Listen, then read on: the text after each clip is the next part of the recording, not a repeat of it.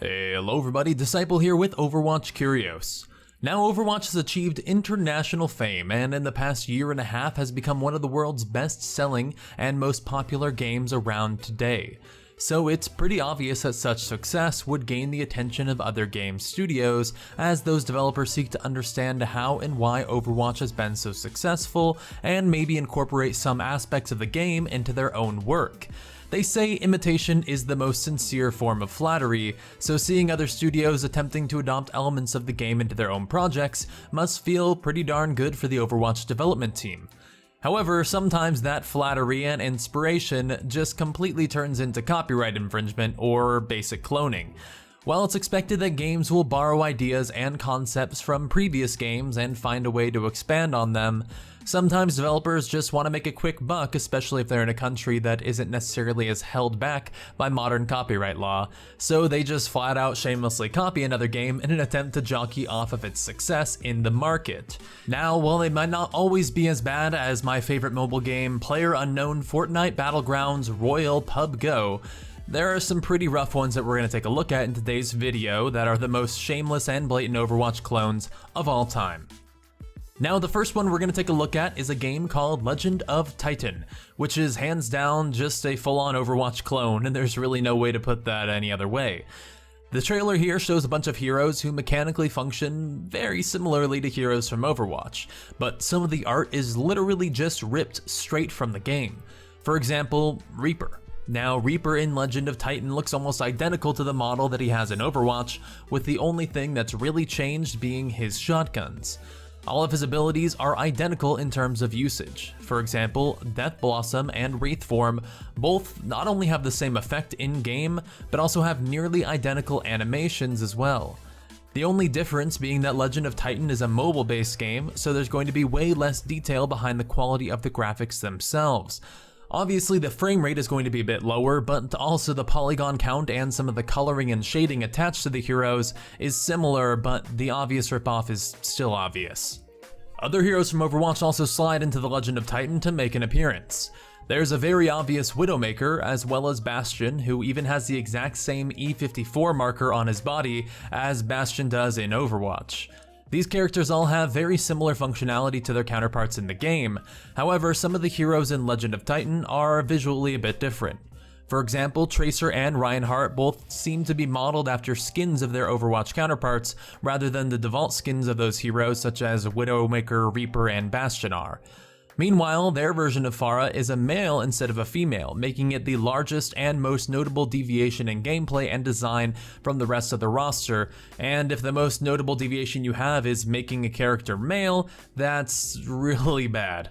Well, maybe not so much gameplay as Pharah's functionality and abilities are even the exact same as their Overwatch counterparts. So they really just took Rocket Dude, which was Pharah's original name in Overwatch, and made that real.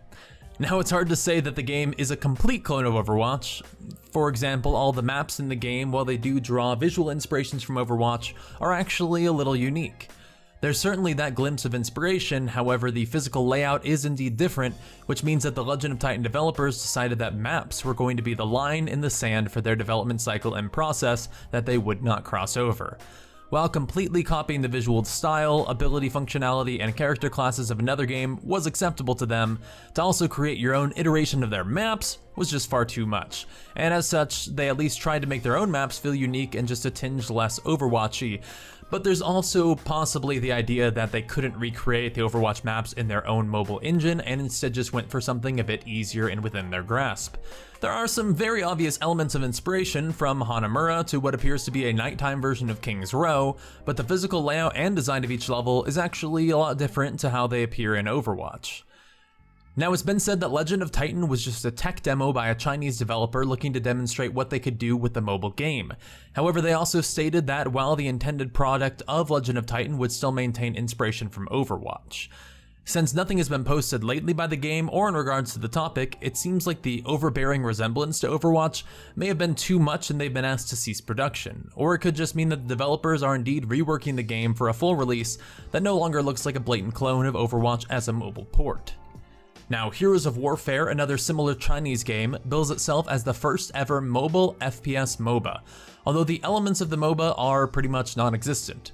Just like Legend of Titan, the developers of Heroes of Warfare decided to blatantly rip off many of Overwatch's heroes to include giving them the exact same ability kits and functionality. While the characters have all been Easternized and received visual models that both appeal to the market there and differentiate them from their Overwatch counterparts, virtually everything else is exactly the same. First of all, UI elements are nearly identical, from the character health bars and display to match progress bar at the top of the screen. And all of these elements appear almost exactly as they do in Overwatch. And speaking of the match progress bar and the gameplay itself, every match of Heroes of Warfare is set on King of the Hill, and every single map in the game is a direct clone of Overwatch's control mode. For example, all 3 points of Ilios are captured in the game. The layouts are identical, and the only thing that's changed is the visual theme. Lighthouse, for example, has been giving a snowy theme set inside of the mountains, so it's almost like you're playing on a Nepal map, but the architecture and layout are identical to what we see in Overwatch's Ilios.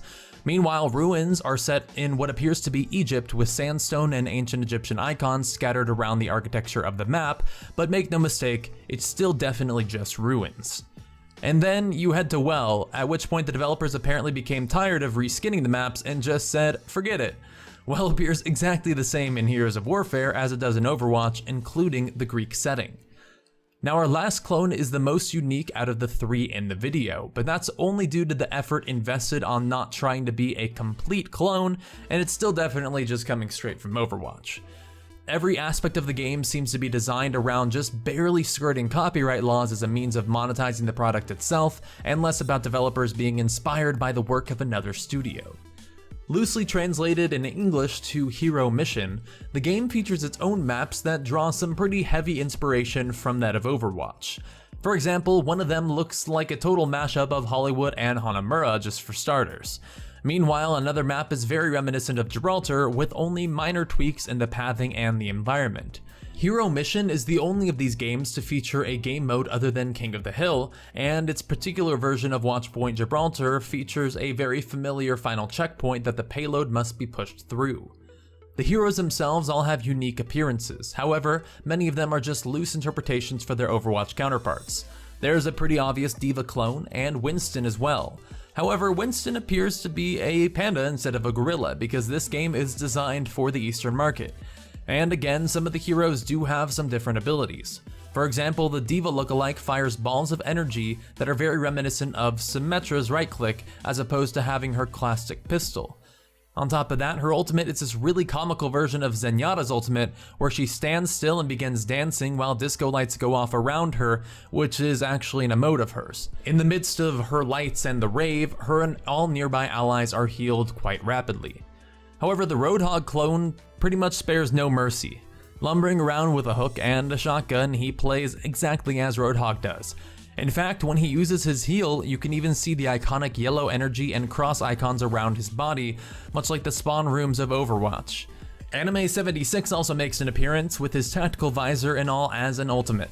Understanding why some things were changed and others weren't for this game seems completely arbitrary, and I'm not going to hurt my brain trying to figure it out. This game also seems to be much further along in development, which probably means that the developers have every intent to piggyback off of the ideas, concepts, and success of Overwatch in a different market. This is largely due to the cost of filing claims against a foreign developer. At the end of the day, it's simply not feasible for Blizzard to invest months of time and tons of dollars into pursuing legal action against these developers. Realistically, even if China were to agree with the US publisher on the line of any copyright claims, in the end it wouldn't be financially worth the investment for Blizzard to actually do. Due to this reason, a lot of foreign developers are pretty much free to continue skirting the ambiguous lines of copyright infringement as they look to make a quick buck off of the ideas and success of Overwatch. And a lot of the time they don't even skirt the lines, they just plunge right past them and rip as much as they can from the game to make money as fast as possible. So there you guys have it, some of the most shameless Overwatch ripoffs on the Chinese market. And while the effort put into making the games unique or changing appearances is pretty laughable, the tech behind the games themselves is actually pretty impressive.